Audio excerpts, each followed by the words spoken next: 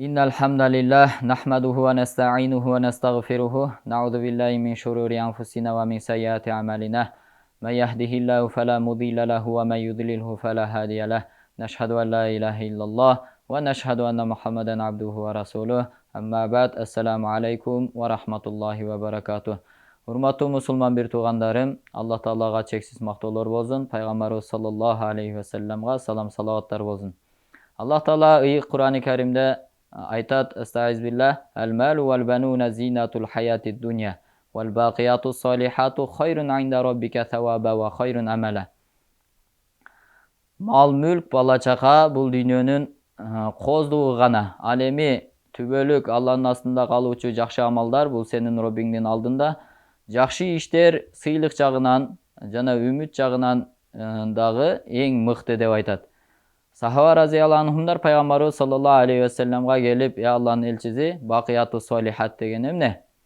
Пайгамбарыбыз айтат: "Түбөлүк кала турган амалдар бакияту солиха деген Субханаллахи вальхамдулиллахи ва ла илаха иллаллах валлаху акбар ва ла хавла ва ла куввата илля биллахил алиyyil азим" деп айтты. Түбөлүк биздин аркабыздан кала турган нерселер бул топтогон байлык эмес экен. Жана куруп койгон бийик үйлөр эмес экен, балким кылган жакшы амалдарыбыз түбөлүк калат экен да туугандар. Алла бул дүйнөгө жаратты сыноо үчүн. Алла Таала Кур'ан-ы Каримде дагы бир аятта айтат: "Estağfirullah, ellezî halaqal mevte vel hayata liyebluvakum ayyukum ahsanu amala." Биз ушундай өлүк менен тирүүнү жараттык, силердин кайсы бириңер бизге жакшы амалдарды кылып келишиңерди билиш үчүн, сынаш үчүн жараттык деп айтат. Ошондуктан туугандар, бул дүйнөгө сыноо үчүн жаралганбыз. Бул дүйнөдө түбөлүк калып кала албайбыз. Күчтүүсү дагы, күчсүзү дагы, акылдуу дагы, акылсызы дагы, байы дагы, кедейи дагы, мансаптуу дагы, мансапсызы дагы эртең Алланын астына баруучу күн келет. Бирок адамдын даражасы качан билинет? Бул дүйнөдө билинбейт. Эртең түбөлүктүү акыретке барган учурда Аллахтын астында эң кадыр бартуу адамдар кимдер болот? Бул дүйнөдө өзүнүн каалоосун эмес, Аллахтын каалоосун аткарып жашагандар.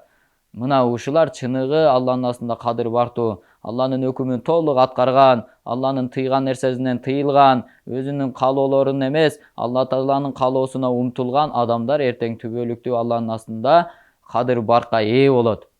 Бул дүйнөдөгү отурган жумшак төшөктөрү маанилүү эмес. Айдаган машиналарыбыз, чоң машиналар, жакшы бир бийик үйлөр маанилүү эмес. Эртең кабырга барганда бейиштин бир бакчасына айланыштыгы мына ушул маанилүү.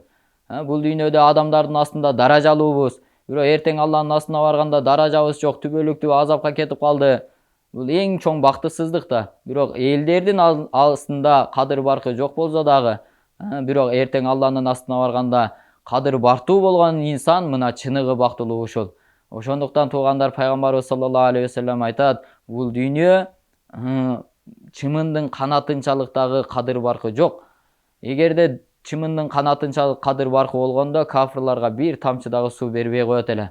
Дүйнө деп жүрүп туугандарым, эртең акыретке барганда өкүнүүчү болуп калбайлы.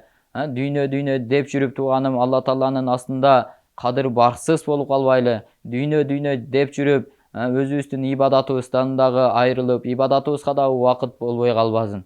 Ушул дүйнөдө биз Алла Тааланын өкүмү менен жашап, пайгамбарыбыз саллаллаху алейхи ва салламдын сүннөтү менен жашай турган болсок, мына ошондо дүйнөдө дагы бактылуу болобуз, акыретте дагы бактылуу болобуз. Бардыгыбыз аракетибизди кылайлы. Дүйнө кыска туугандар, эч ким билбейт, качан өтүшүн, качан өлүшүн билбейт. Кимде ким Аллах Тааланын өкүмүн аткарып пайгамбарыбыз саллаллаху алейхи ва салламдын сүннөтү менен жашай турган болсо, ал адам түбөлүктүү бул дүйнөдө дагы, акыретте дагы бактылуу болот. Ошондуктан туугандар, бул дүйнө кыска дүйнө, эч ким билбейт, качан өлүшүн билбейт.